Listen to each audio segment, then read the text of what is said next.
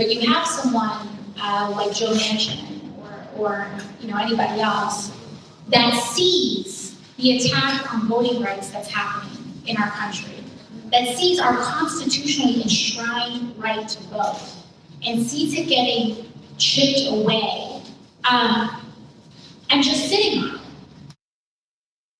And Joe Manchin, who AOC is talking about right there, certainly is sitting not only on the federal government doing something about the attacks on voting rights, but on many, many other issues. And generally, the way that this goes and the way that he's able to continue to do that is a senator or two, a couple politicians can entirely grind all of the hopes and dreams and aspirations of an entire party and the millions of voters who they made promises to a halt. And you are not supposed to criticize them. You're certainly not supposed to name their names. You're definitely not supposed to indicate that they might be doing it because their donors like when nothing happens. And that still largely is what we're seeing. Joe Manchin does not get criticized individually by a lot of politicians, but thankfully Representative Alexandria Ocasio-Cortez feels free to attack him, and she does at great length. We're gonna give you a little bit more of that.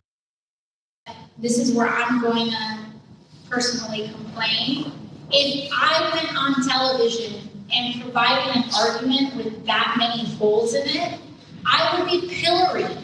It would be like front page, like the pressure from media, the headlines, the embarrassment. It would have been next level.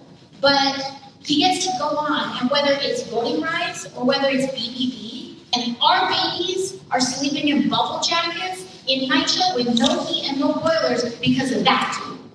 So I'm mad. I'm mad. I'm giving you a little peek behind the closed doors here. But it's this idea of if we coddle someone's ego, that they're gonna, they're gonna say yes. And if it hasn't worked in 2 years, why are we gonna continue doing that when there's an election this November?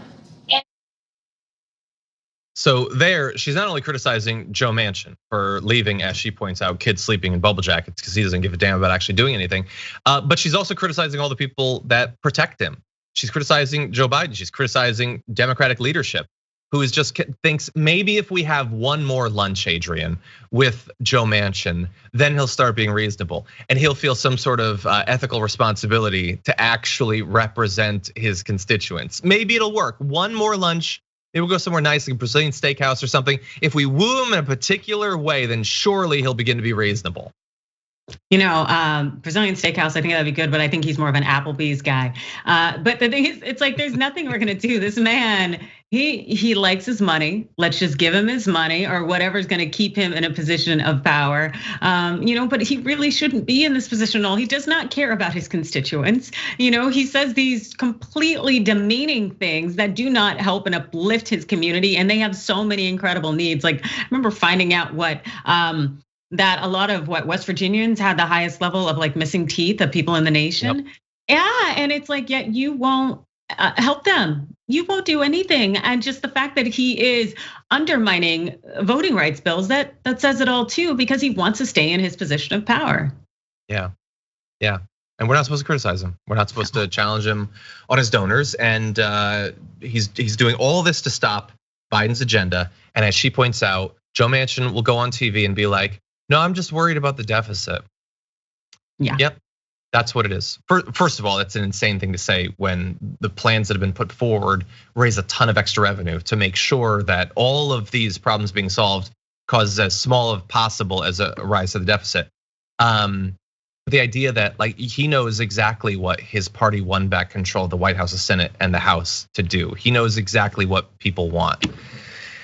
But he might be open to some sort of deal. That's what we're hearing once again. It's never been true, but I read in Axios that he told a group of climate activists and energy executives, I'm sure he likes them both equally, that he's open to supporting a revised Build Back Better legislation, narrowly addressing 3 issues: climate change, prescription drug prices, and deficit reduction, of course.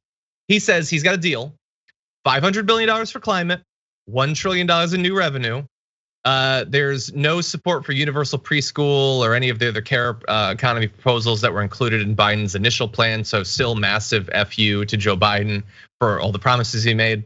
But he wants to reduce the deficit with at least half of the revenue that new corporate taxes would bring in.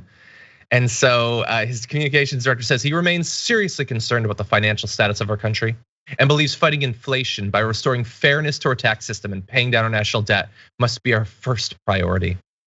I agree. I actually want our national debt to get down to zero just in time for the planet to burst into flames. I think it would be nice to go out without any debt. But anyway, Adrienne, are you buying it? You think No.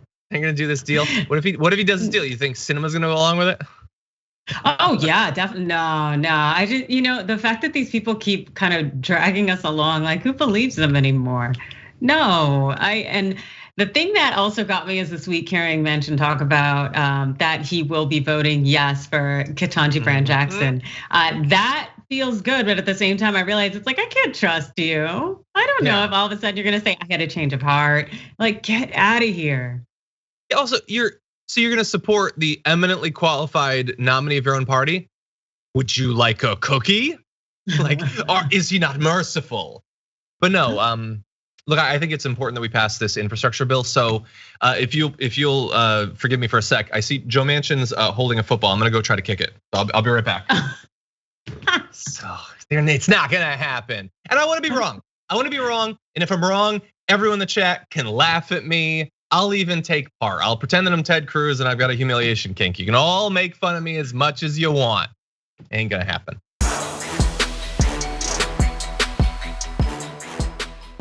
For more political news breakdowns, interviews, stories of activism, and me trying my hardest to care about the occasional big celebrity news story, subscribe to our YouTube channel at youtube.com/The Damage Report. And you can ring the bell wherever it is so you don't miss anything.